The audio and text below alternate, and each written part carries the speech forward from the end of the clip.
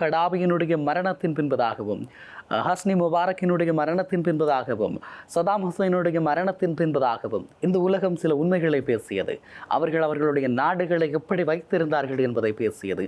ஆனால் அவர்கள் கொல்லப்பட்டது சர்வாதிகாரிகளாகவும் பயங்கரவாதிகளாகவுமே கொல்லப்பட்டார்கள். ஈராக்கிய எண்ணெயை அமெரிக்க டாலருக்கு பதிலாக யூரோ நாணயத்தில் விற்பதற்கு சதாம் ஹுசைன் முயற்சிகளை மேற்கொண்டார். இதனுடைய விளைவு உலகத்தினுடைய மிக பயங்கரமான ஆயுதங்களை அவர் வைத்திருப்பதாக சொல்லி அவரை கைது செய்தார்கள், தூக்கிலிட்டார்கள். ஈராக்கினுடைய சகல பொருளாதார கட்டமைப்புகளையும் தரைமட்டமாக்கினார்கள்.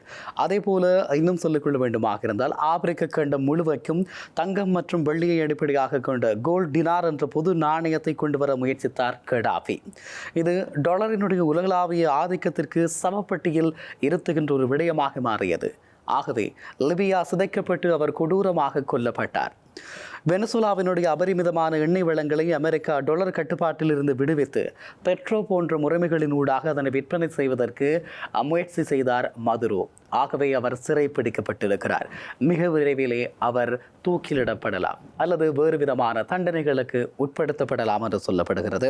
இவற்றினை போலதான் புலிகளினுடைய தமிழீழ வைப்பகமும் அதனுடைய நகர்வுகளும் உலக வங்கியல் செயற்பாடுகளினுடைய கட்டுப்பாடுகள் இல்லாமல் நகரத் தொடங்கியது.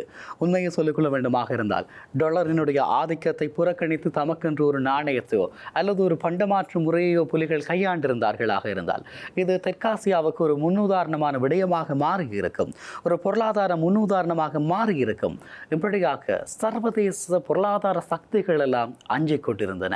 ஆகவே புலிகளுடைய இருப்பையும் அவர்களுடைய ஆட்சி பரப்பையும் இல்லாது செய்ய வேண்டும் என்ற ஒரு முடிவு எடுக்கப்பட்டது என்பதுதான் உண்மை.